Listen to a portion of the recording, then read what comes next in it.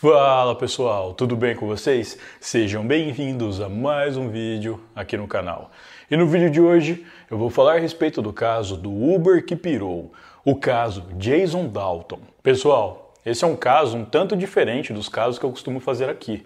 Mas se vocês gostarem do vídeo, deixa um like, um comentário que me ajuda muito aqui no engajamento. Então, sem mais delongas, bora pro vídeo. Jason Brian Dalton nasceu em 22 de junho de 1970. Ele foi criado em Greenfield, uma pequena cidade de pouco mais de 20 mil habitantes, localizada no estado de Indiana, nos Estados Unidos.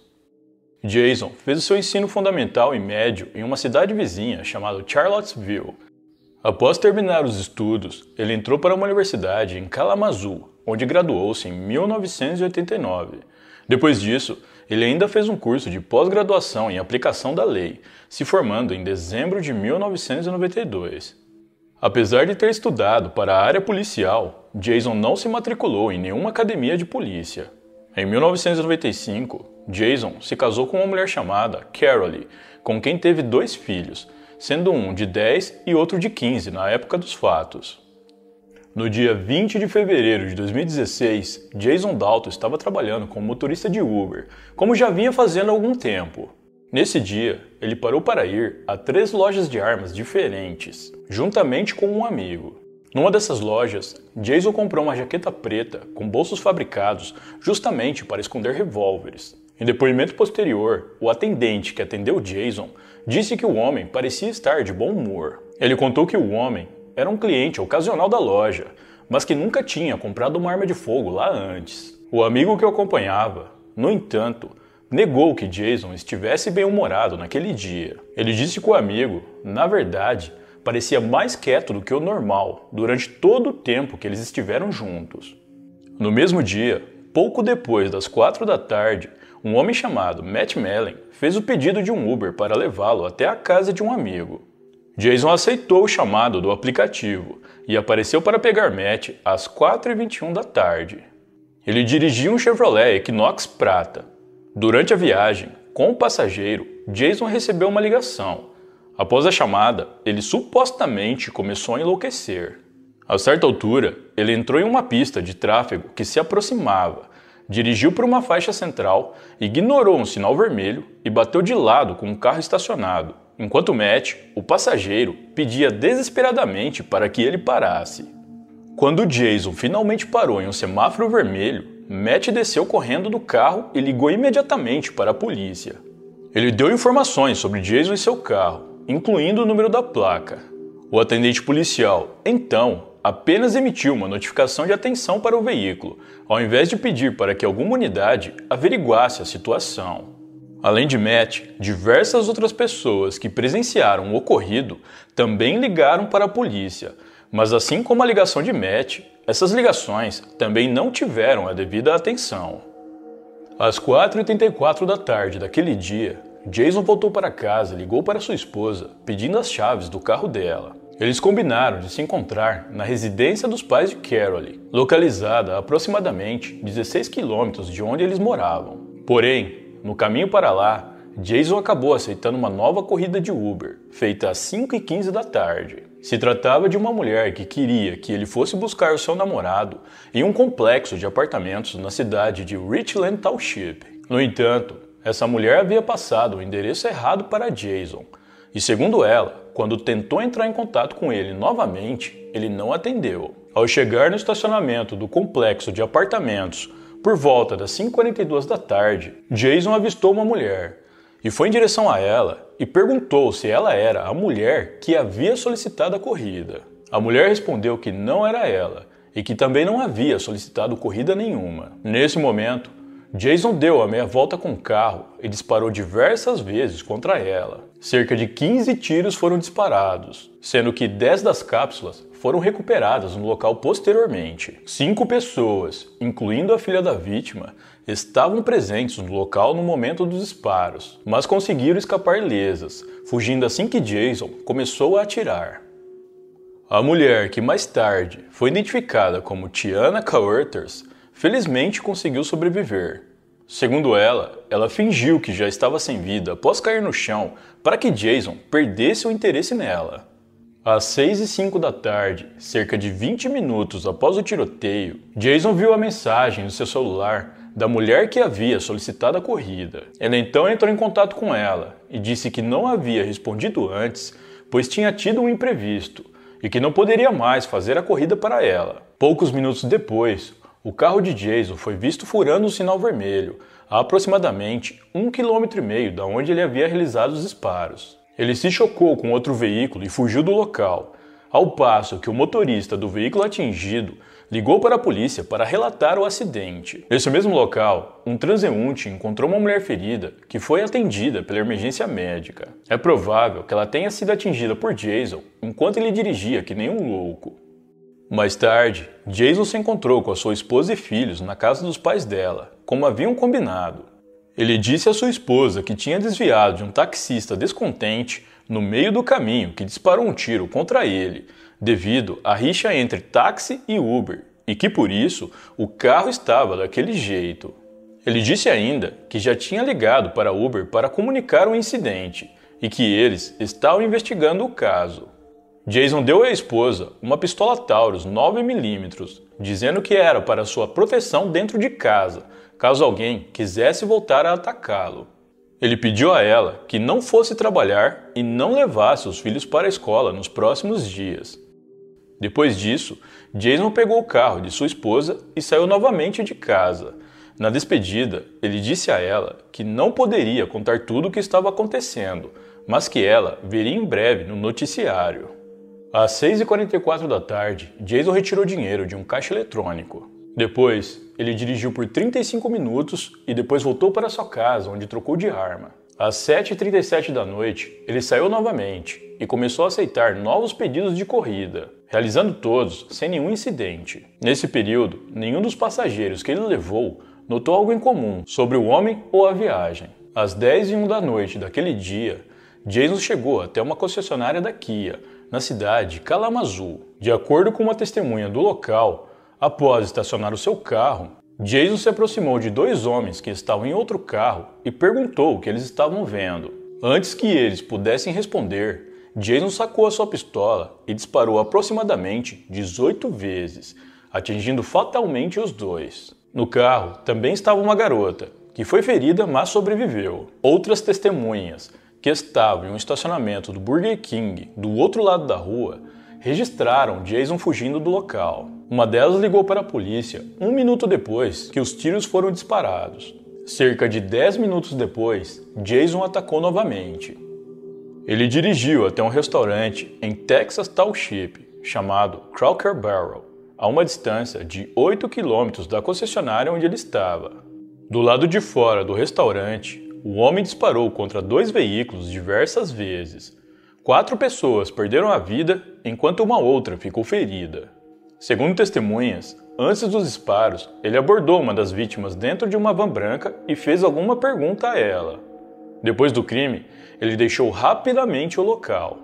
Após o terceiro tiroteio, Jason voltou para sua casa e recarregou sua arma. Enquanto isso, os policiais que respondiam aos 2 primeiros tiroteios ouviram relatos do terceiro no restaurante.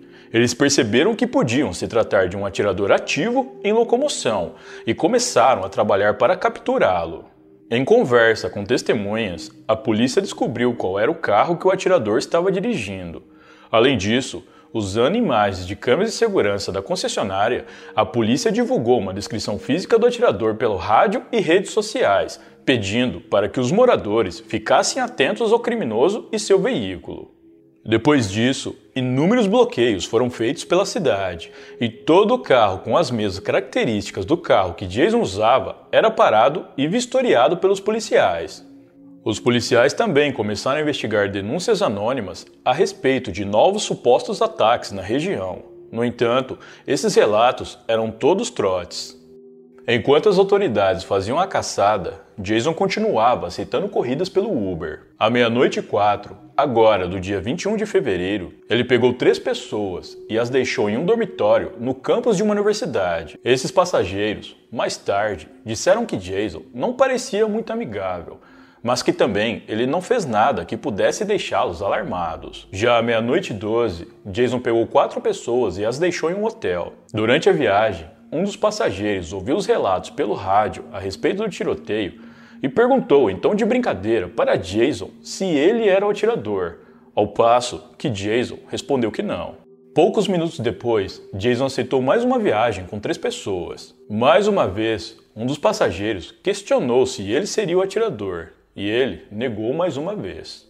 À 00:36, um sargento da polícia de Kalamazoo observou o Jason deixando esses 3 passageiros e suspeitou que ele fosse o criminoso. O sargento começou a seguir Jason a partir dali e pediu por reforços. Logo na sequência, 2 viaturas apareceram para dar apoio ao acompanhamento. À 00:39, os policiais cercaram o carro de Jason e o fizeram parar. Jason foi rendido e não resistiu à abordagem. Ele estava vestindo a jaqueta que comprou na loja de armas, junto com um colete à prova de balas. Ao ser questionado, Jason disse que comprou o colete para seu filho, que era um admirador da polícia. Em revista ao criminoso, os policiais encontraram uma arma na parte de trás da cintura do homem. A captura de Jason ocorreu de forma tranquila e sem incidentes. Após a prisão, ele confessou ter cometido os crimes. No entanto, ele culpou a Uber por suas ações, dizendo que o slogan da empresa se assemelha ao da Ordem da Estrela do Oriente e que por conta disso, algum espírito teria assumido seu corpo, fazendo ele cometer os crimes. Mais tarde, ele disse à polícia que não estava mais possuído e tinha voltado ao seu estado normal. Jason Dalton não tinha nenhum histórico criminal ou registro de problemas de saúde mental. Uma semana depois dele ser preso, Carole Dalton, sua esposa, deu entrada no processo de divórcio. Amigos e familiares de Jason o descreveram como um cara legal e um bom homem de família. Eles estavam muito confusos, pois jamais imaginaram que ele seria capaz de fazer o que fez. No entanto, algumas pessoas próximas a ele disseram que ele parecia deprimido nos dias anteriores aos crimes. Alguns vizinhos, inclusive, afirmaram que o homem estava agindo de forma paranoica poucos dias antes de iniciar os tiroteios. De acordo com um amigo próximo de Jason, um homem tentou entrar para a polícia do estado do Michigan e de outros estados próximos, mas não conseguiu. Depois, ele passou a estudar sobre veículos e conseguiu um emprego em um escritório da BMW em Nova Jersey. A partir daí, ele conseguiu empregos como mecânico e depois como corretor de seguros. Jason começou a trabalhar como motorista de Uber 2 semanas antes de cometer os crimes. Um representante da empresa afirmou que o homem passou em todas as verificações de antecedentes da empresa. Um ex-colega de trabalho de Jason disse que já ouviu ter ataques de fúria, gritando com o cliente no telefone e depois ficar andando em volta de sua mesa com raiva. Segundo o colega, o homem já até foi repreendido por comportamento antiprofissional com os clientes enquanto trabalhava. Uma semana antes dos crimes, Jason foi interrogado por policiais do gabinete do xerife do condado de Calhoun, que estavam investigando uma série de crimes semelhantes ao longo de 2 rodovias interestaduais. Apesar de ter viajado na área onde isso ocorreu, ele foi inocentado de qualquer envolvimento no caso por falta de provas. No carro de Jason, a polícia encontrou uma pistola semiautomática Walther P99 9mm com um carregador estendido. Os policiais acreditam que essa foi a arma usada nos últimos 2 crimes, enquanto uma pistola semiautomática Glock 19 9mm teria sido usada no primeiro. Como dito antes, Jason voltou para casa entre o primeiro e o segundo crime. Ele teria feito isso após sua arma inicial ter falhado em alguns dos disparos. Em sua casa, foram encontradas 15 armas de fogo, sendo 11 revólveres longos e 4 revólveres comuns. O homem comprou a última arma usada em uma loja de armas em 12 de junho de 2015. Já a arma do primeiro crime foi comprada na mesma loja, no dia 22 de agosto de 2015. Apesar de ter várias armas, Jason não tinha licença para portá-las. Agora, eu vou falar um pouco a respeito das vítimas de Jason. A sua primeira vítima foi Tiana Carruthers, de 25 anos. Ela foi baleada 4 vezes, mas felizmente, como eu já havia dito, sobreviveu. A segunda e terceira vítima de Jason eram pai e filho, Richard Smith, de 53 anos, e Tyler Smith, de 17. Eles estavam olhando carros em frente à concessionária da Kia, quando Jason se aproximou do veículo deles e perguntou o que eles estavam vendo, e depois começou a disparar. Dentro do veículo também estava uma jovem chamada Alex Cornish, que era a namorada de Tyler. De acordo com ela, assim que Jason começou a disparar, ela se abaixou no banco de trás e conseguiu escapar dos tiros. Ainda de acordo com ela, assim que Jason fugiu, ela pegou o celular de Tyler e ligou para a polícia. O socorro chegou rapidamente ao local, mas infelizmente, tanto o pai quanto o filho não resistiram aos ferimentos e faleceram. As demais vítimas fatais de Jason foram 4 mulheres: Mary Jo Nye, de 60 anos, Mary Lou Nye, de 62, que eram irmãs, Dorothy Brown, de 74, e Barbara Hawthorne, de 68. Todas as 4 mulheres eram amigas e estavam no estacionamento do restaurante Cracker Barrel quando foram atingidas. Além delas, Abigail Coffey, de 14 anos, que também estava no estacionamento e acompanhava Barbara Hawthorne, também foi atingida pelos disparos. Ela foi atingida em várias partes do corpo, incluindo a cabeça. Abigail passou vários dias em estado grave no hospital. Ela teve que ser submetida a diversas cirurgias. Uma delas era para a reconstrução do seu crânio, que havia sido muito danificado. Posteriormente, a jovem se recuperou bem, recebendo alta e podendo retornar para sua casa. De acordo com as investigações, nenhuma das vítimas nas cenas separadas de crimes tinham ligação. Isso mostra que Jason simplesmente escolheu suas vítimas de forma aleatória. Ao todo, Jason Dalton foi acusado de 16 crimes. Em 3 de março de 2016, ele foi submetido a um exame psiquiátrico para determinar se ele era realmente competente para ser levado a julgamento. Em 22 de abril do mesmo ano, saiu o resultado dessa avaliação, que descartava que Jason tivesse qualquer problema mental. Mesmo após o acusado ter passado por uma avaliação mental que comprovava sua sanidade, os advogados dele não ficaram convencidos e pediram por uma nova avaliação. Isso acabou atrasando todo o processo de julgamento de Jason. Meses depois, saiu o resultado da segunda avaliação do acusado, que novamente comprovou que ele era mentalmente apto para um julgamento.